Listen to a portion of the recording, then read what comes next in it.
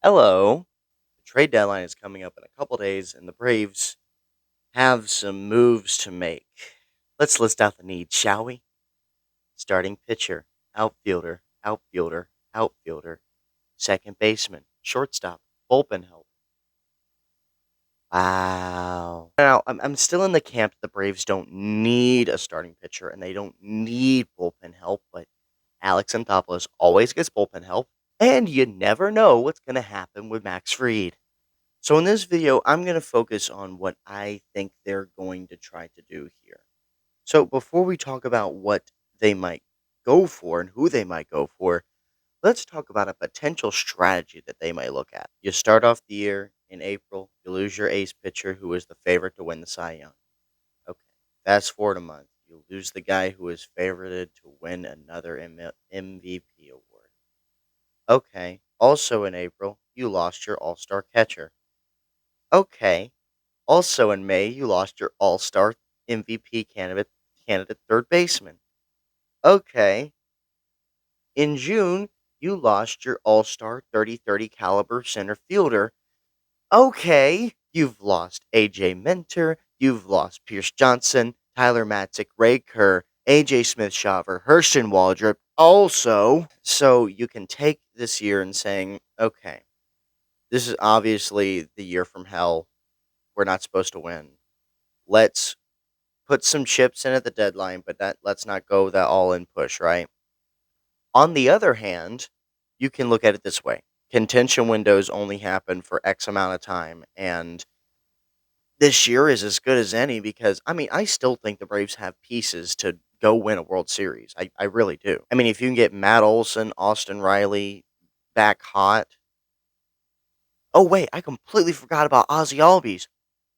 So you can see all this and be like, okay, let's not push all the chips in. Let's build some bridges. Let's build for next year and try to come back a little bit better.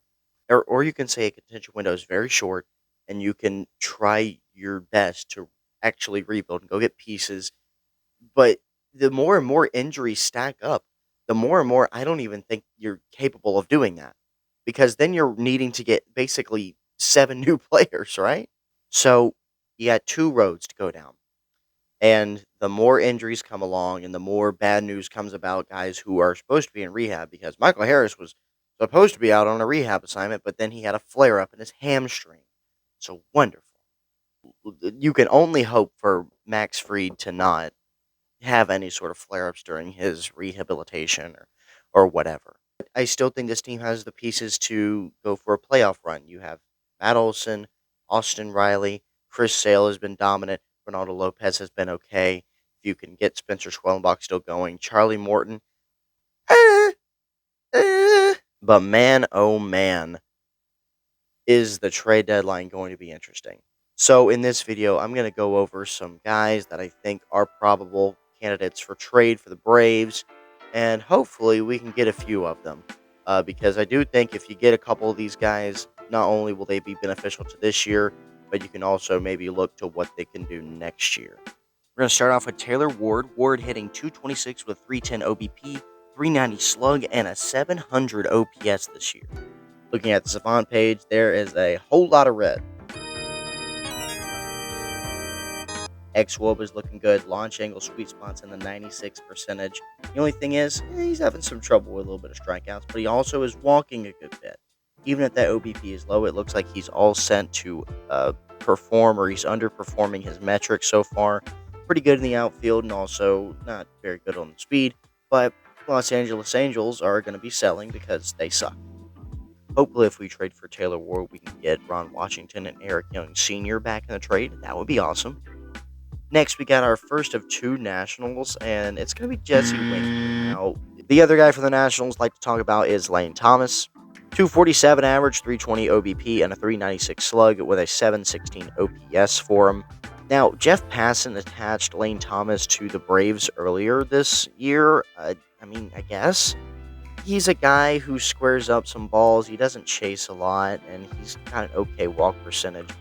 Okay fielder out there. His speed covers up a lot of his range problems, but he's got a great arm, and again, he's really fast. So, if you can teach this guy how to slap singles and find gaps, as I know that's not Kevin Seitzer's MO, but if you can definitely find a lines a lot more, then that slugging percentage is going to pop up because he hits doubles.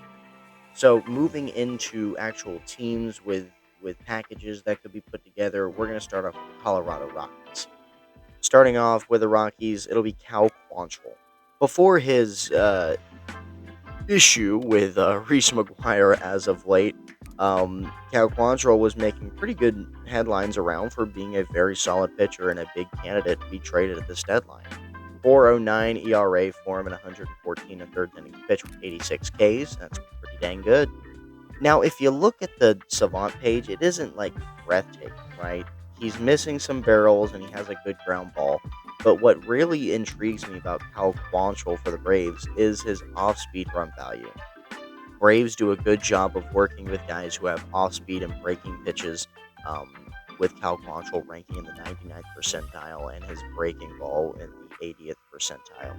The fastball isn't great, but then again, he is in Colorado. I really like Cal Quantrill, and I think that he, along with this guy, could make a really solid package for both Colorado and the Braves. That second guy is a right-handed pitcher out of the bullpen, Nick Mears. So let's go over to the north side of Chicago with the Cubs. Starting off with Chicago, let's reunite with old friend Drew Smyly. Smyly has a 2.79 ERA this year in 38 and 2/3 innings pitched with a 1.27 WHIP. The numbers don't look outstanding. Of course, Braves fans know that Drew Smyly has the big curveball. That's what separates him. He's not getting a lot of ground balls this year, but he is missing the barrels pretty well. Average exit velo, barrel percentage, and hard hit all look great. His expected ERA is still pretty good with a 3.37. You'll love that. And as long as Drew Smyly can, eat innings for the Braves, that's what you love. Also adds another lefty to that rotation, balancing out a little bit more because now the rotation is Sale and Ronaldo and Charlie Morton with Spencer Schwellenbach and whoever is on the fifth spot. I think Dylan Dodd is still up. Might be down at this point, but that's fine. Next guy from Chicago is Ian Happ. Happ is having a really solid year, hitting 237, 343 OBP, and a 448 slug with a 791 OPS. And there's a lot of red on here too. He's not chasing out of the zone, and he is walking a good bit. He's also barreling up a lot of stuff. I would love Ian Happ on this Braves team. I think that his OBP could skyrocket here. He's a guy you can plug in towards the top of the lineup, and that's what you really need right now because, especially with Jared Kelenic in a little bit of a nosedive in that statistical category, you need some help up there. Next up for Chicago is Mike Tauchman. I've had my eye on Mike Tauchman for a number of years. He seemed like a really solid utility fielder. And this is the guy who has some good numbers in the on-base category.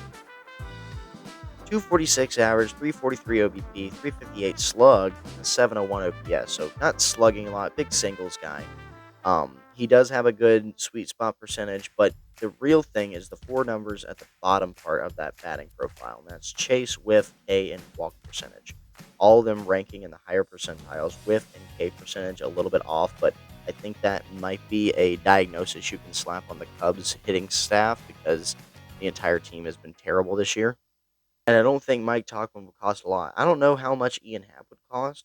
I would assume a good bit, but this is a perfect team to ship off Drake Baldwin to because, Baldwin doesn't really have a future in Atlanta.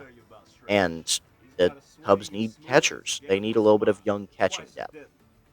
The last guy I'd like to look at from the Cubs is one I would say a little less likely, but, he carries star power with him. That's Cody Bellinger. Bellinger is having a severe down year after last year's breakout, hitting 269, 331, 410, and 741 OPS. For a reminder, last year in 23, the guy had an 881 OPS. I think everyone agreed there was some BABIP luck mixed in there, but this is a guy who has true raw power. I think the approach in Chicago has really changed how he approaches at bats because now he's really not looking good in the barrel and hard hit categories. Everything's blue. He's still squaring up some balls. He's not striking out a lot, and he's definitely not whiffing, but he is chasing a lot out of the zone, and he's squaring up a good bit of balls. So I mean, if Kevin Seitzer can fix Cody Bellinger, I mean, and he's viable to go after. I think he's a good target. He obviously has that weird 3-year contract that actually is really just an opt out after 1 year. But with the year he's having, it wouldn't surprise me for him to want to stay pat for another year. Um, so that's really on the front office, and if they want to make that risk. Really good on the base paths, has some defensive versatility, can play first base in a pinch, and can also play the outfield. So Cody, I think, makes some bit of sense, but I think you can make a lot more moves for a lot less. Because at this point, Braves need quantity, right? You need quantity of bodies, quantity of talent, because there really just isn't a lot. The Braves need help. I said this on Twitter a couple days ago, but this is really a good characterization of how the team is right now.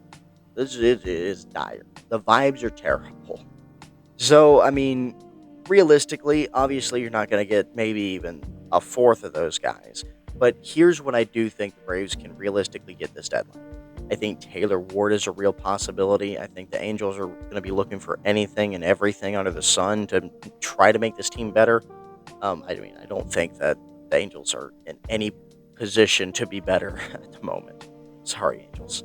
The Rockies, I don't know if Cal Quantrill is very likely, because I just don't know what I don't like the Rockies don't have enough for us to have. Like, if they had an outfielder that was prime, or had some underlying numbers that look good, that makes a lot of sense for me, because you can get the package of Cal Quantrill, Nick Mears, and the mystery third outfielder. But unfortunately, they just don't have that, and the Braves aren't necessarily in a situation where they are in dire need of starting or bullpen help. Obviously, it would be awesome, but it's not the number one need in my mind. Jesse Winker and Lane Thomas are in the division, which in division trading is always strange. Again, Jesse Winker has some clubhouse stuff that I'm not really 100% on.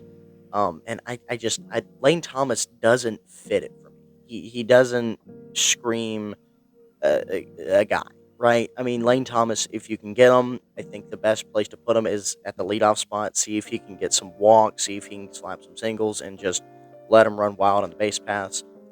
But it is going to take some coaching, and this isn't even mentioning years of control on these guys, because a lot of these guys aren't rentals. The rental market for outfielders is just pretty slim. Jesse Winker is a rental, but again, clubhouse issues, we just really don't know with him. And that brings me to the Chicago Cubs. I think the Cubs are a great trade partner for the Braves. I mean, look, they have a bevy of talent that are on expiring deals and or lesser money deals that you can use for next year, possibly. And I think it just makes a lot of sense. Now, Cody Bellinger, like I said, I don't think is very realistic for the Braves. I mean, he has the star power. If Alex can get him for a low price, I'm fine with that. The thing is with Cody Bellinger is you're kind of accepting if he's going to opt in for next year or not, right? Which with the season he's having, he very well might. But I mean, you trade him to the right team and he goes hot, he might leave you. He probably will leave you. Again, I really like Ian Happ and Mike Tauchman. Those guys are at the top of my wish list, frankly. Ian Happ is probably my number one want. I think he has a lot of tools that fit the Braves' needs. And he's not great in the outfield, no, but the Braves just need offense. They need it really bad right now. Drew Smyly also is familiar with the club. I think we have some familiarity with him. We can work with him, and he's not having a bad year by any means at all. So bring him in, inject some new life into that rotation, get some guys some off days, and go with that 6-man again if you want to. Well, I think that's going to do it for this video. Thank you guys for watching. You can follow me all on socials. I'm on Instagram, Twitter, X, and TikTok. TikTok is popping right now. It's doing really well. Either way, thank you guys for watching. This video hopefully will be up pretty soon. And as always, have a good one.